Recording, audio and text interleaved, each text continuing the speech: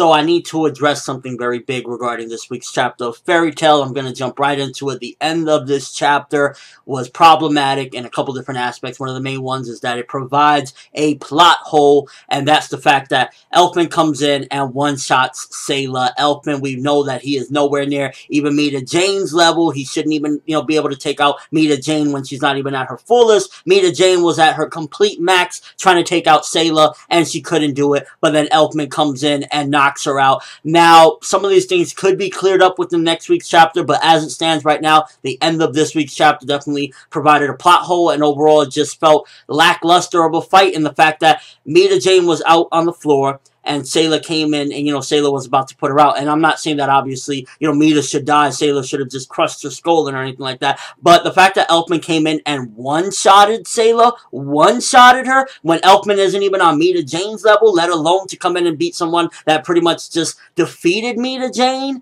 yeah, that definitely was something that kind of ruined this chapter. Because overall, this chapter had a lot going for it. It gave us the backstory.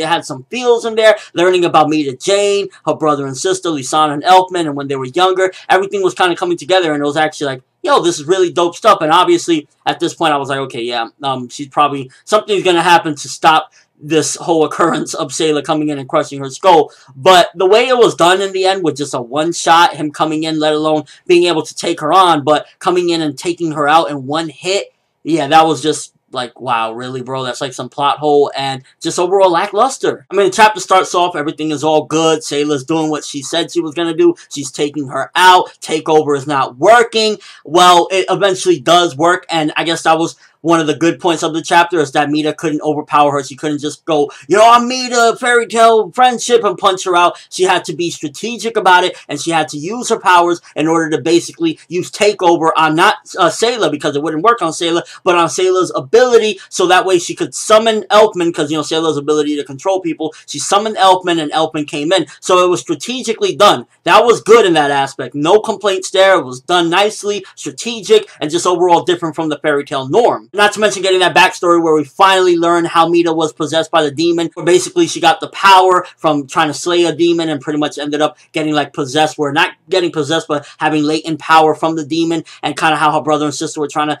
be there for her and support her because she was so sad that they got stoned out of their village. All of that was some good stuff right there as well. I was like, yo, this is turning out to be a really deep chapter, and overall everything is going good. They took what could have been just a phenomenal chapter and demoted it down to because at the end of the day it was still good, and it doesn't completely destroy some of the merits of this chapter, getting the backstory finally, learning about Mira, how she got that demonic power, and, stuff like that. However, just the ending of Elfman coming in and one-shotting her, even Elfman coming in, none of that, like, is bad. That's all, like, okay, it was all strategically done. It all made sense. Everything was good. It wasn't, like, predictable. The fact of the matter is that he came in and seemingly one-shotted her. In the chapter, you see Sayla's pupils are gone. So Sayla is completely out. And the other, her helper pretty much said, yeah, we're finished. So the fight is pretty much done. And all of that was from one hit from Elfman. Now, the only thing I could think of that could, kind of make this a little bit better is that Elfman got powered up from that. Pretty much what happened was when Mira used the power, the takeover power, and had Sayla's power used to summon him, he was powered up to the max and had some of Sayla's power, and that's how he was able to come in and surprise her with a hit from the back and ultimately take her out. Because other than that,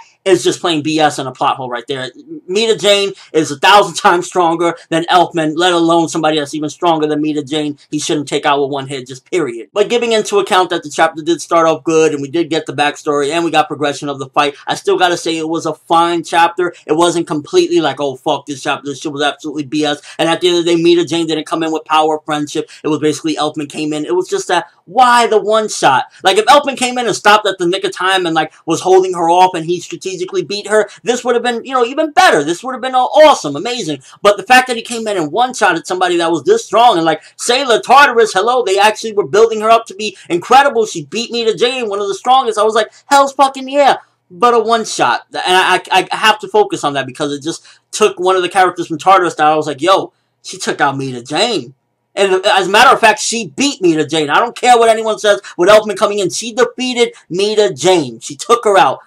But then a one-shot from Elfman, and I'm like, Why? How? Like, please explain that in the next week's chapter, how he was able to do that. Don't tell me that he caught her by surprise. That's BS. It has to be a legitimate reason. Either he was powered up because of the curse from Sayla pretty much being put on him, so he was extra strong and he came in and was able to do it. Because other than that, it's just pure BS. So again, as a whole, I'm going to give this chapter a 6 out of 10. It was fine. It had some very good elements in the beginning, and the middle is just the ending provided a plot hole, and it was just overall a BS way to take Sayla out, one of the fine members of Tartarus, to say the least. Going into a little bit of when Mira was possessed and had that demonic power and her arm turned like that, it definitely reminded me of D. Gray Man and the whole church thing and the demons and stuff like that. It really reminded me of D. Gray Man, so I don't know if he was inspired by that, but overall it definitely looked cool, and the design of that is just overall added to the value of everything, and it made Mira to be truly, you know, a badass that actually had to go through some hardships, and she's definitely reminiscent of Erza's tragic backstory. Erza's probably a lot worse because Erza was like a slave at some point and all that other terrible stuff that happened to her, but definitely adds more value to the character Mira, and the fact that she didn't have an easy life when she was younger as well, and it just overall gives you that, yeah, this character's been through some shit, so she is a little bit disturbed, but it has a good reason why. Also, if I'm not mistaken, wasn't Erza supposed to have like an eye patch or something when she met Mira? Like, I'm not really sure. It's been a long time since I read that particular part of the story, but just curious as well. And again, overall, there were some good elements. I really appreciated that backstory. It really got me with them feels. It was like, oh wow, you know, finally learning this. Also, how pretty much Sayla was dominating and Mira couldn't defeat her with typical fairy tale bullshit. It had its fine points. It was just the ending that made it like a one-shot and a plot hole. Damn. But let me know what you guys think. Did you enjoy the fight? For the most part, the Sayla versus Mira was dope. It was just the Elfman shit that came in and kind of threw me for a loop and just threw in some bullshit. But as a whole, again, I thought it was all right up until that particular point. But what do you guys think? Do you think it was BS? And if it isn't BS, explain to me how is it that Elfman, who couldn't even beat Mira, could beat somebody that's stronger than Mira. But that's all I have for this review. Thanks for watching. Hope you enjoyed. Thumbs up for that Sayla, because regardless of what, we know the truth that she was one of the best in Tartarus. I'm ForneverWorld, and as always, people, have an awesome day.